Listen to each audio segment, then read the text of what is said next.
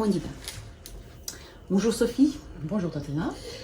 Après la première journée passée à eBase hier, 3 ans, on a patienté. Les premières les impressions, les tendances, c'était comment? La première journée, j'avoue que ça fait plaisir de revenir sur le salon après effectivement 3 ans. J'ai trouvé qu'il y avait une bonne ambiance. Les gens voulaient se voir. De la joie, de l'enthousiasme et un vrai dynamisme. Il y a peut-être un petit peu moins de fréquentation et moins d'exposants, mais on retrouve quand même l'ambiance des salons du dernier, notamment d'avant Covid. D'avant Covid, et on sent qu'il y a un vrai enthousiasme de la part de tous les participants, de tous les visiteurs, de pouvoir se retrouver enfin après. Sans les masques. Sans contrainte, pas en Zoom et en réel. Je pense que c'est assez important pour la profession. C'est un événement que tout le monde attendait, qui a peut-être manqué à beaucoup, et c'est important que tout le monde puisse se retrouver de nouveau aujourd'hui avec un nouveau dimensionnement, mais toujours la même ferveur. Est-ce que, comme ça, de premier coup, est-ce qu'il y a beaucoup moins des Américains? Est-ce que c'est plus européen? Parce que quand moi je passais, ou peut-être c'est juste l'impression de presse, il y a beaucoup plus de francophones cette année. Exact, oui, tout à fait. Il y a moi j'ai peu entendu d'Américains, effectivement. Oui. Ça c'est clair, c'est une tendance. Ils vont venir l'année prochaine. Voilà, ils reviendront l'année prochaine. Ils testent comment on se débrouille. Je crois qu'il y avait quand même encore jusque fin mars une incertitude quand on a tenu ce salon. Donc planifier au dernier moment, c'est pas facile. Mais c'est un plaisir. Mais c'est un plaisir. Nous, on avait le plaisir d'annoncer plusieurs nouvelles, même en Covid. Est-ce que vous êtes contente de développement, comment les nouveaux services, comment ça se développe, disons, à quel point c'est un succès aujourd'hui? Et quels sont les petits teasings que vous pouvez dire? Parce que c'est toujours intéressant. Et eBay, c'est comme un Noël pour l'aviation d'affaires. Ouais. Et tout le monde présente qu'est-ce qu'on va faire, qu'est-ce qu'on peut attendre dans les mois à venir. Alors c'est vrai je dirais qu'on a mis à profit la période Covid avec une baisse d'activité comme tout le monde sur notre cœur de métier pour développer notre carte 145, et ça c'était un élément très important et une certification importante pour nous qui renforce notre gage de qualité et de sérieux. Et puis on a aussi, je dirais, profité pour réfléchir un petit peu à une diversification de notre activité, en développant plus de services. Alors, les résultats sont vraiment positifs et encourageants, dans le sens où la clientèle est très réceptive à ces nouveaux services. Maintenant, il faut se laisser un petit peu de temps pour voir effectivement, c'est assez récent, ces nouveaux services, donc il faut se laisser du temps d'observation pour renforcer encore et continuer à faire la promotion.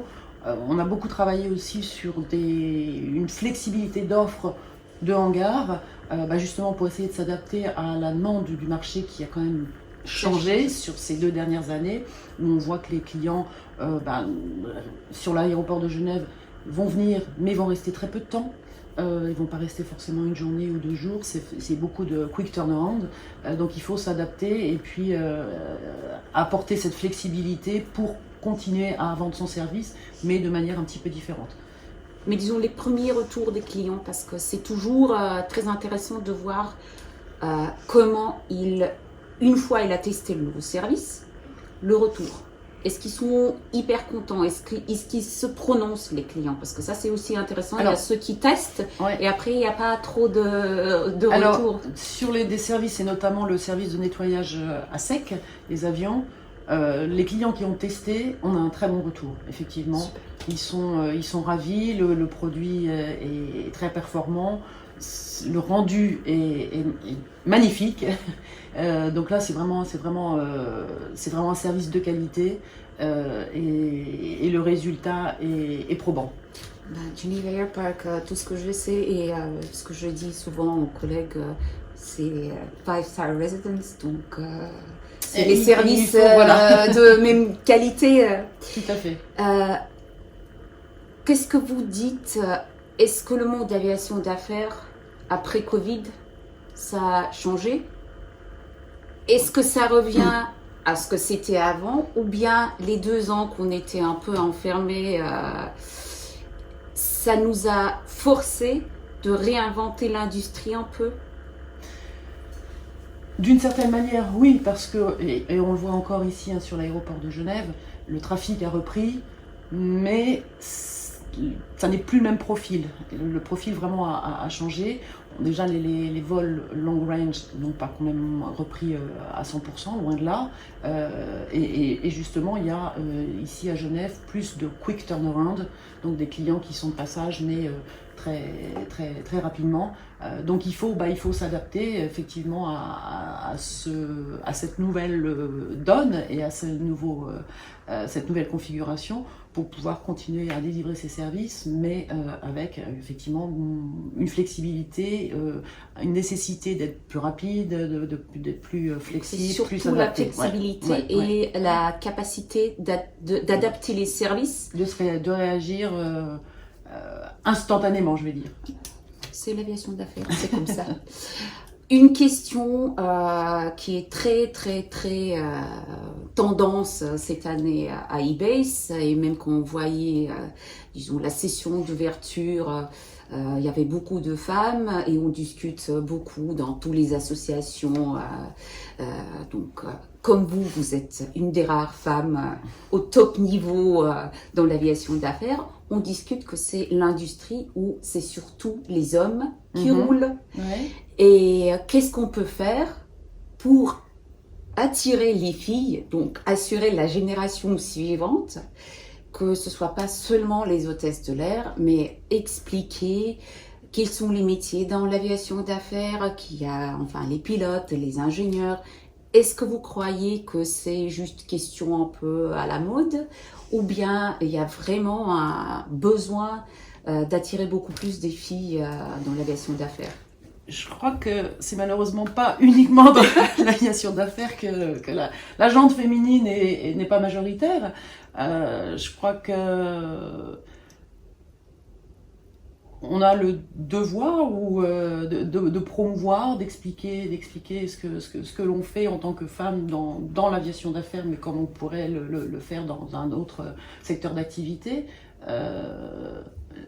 Il faut effectivement partager son expérience pour que les mentalités, je ne vais pas dire changent, mais évoluent. Moi, à titre personnel, je crois que j'ai eu beaucoup de chance finalement.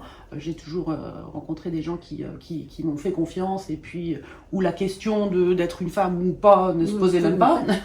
Mais ça n'est pas toujours le cas. Et donc c'est notre devoir ou notre rôle, c'est aussi de promouvoir le métier et non pas le genre, le métier et faire partager à une population de jeunes, peut-être un peu moins jeunes aussi, Parce que c'est comme ça qu'on fait rêver. Voilà, oui tout à fait. Et puis bon, c'est quand même un univers qui est magique. Il y a beaucoup de métiers différents. C'est peut-être aussi ça qui en fait la richesse.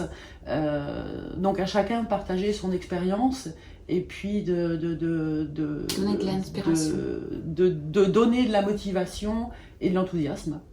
Bon, écoutez, c'est un plaisir de toute façon. On attend les Noëls.